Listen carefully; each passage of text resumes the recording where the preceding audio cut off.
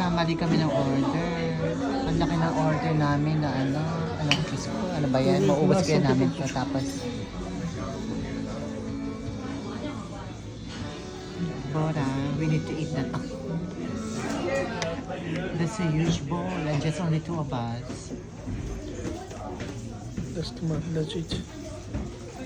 And that's the beef. Looks like this.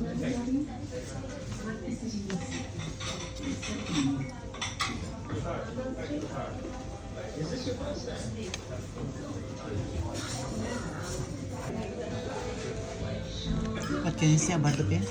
Mm. What's the beef taste?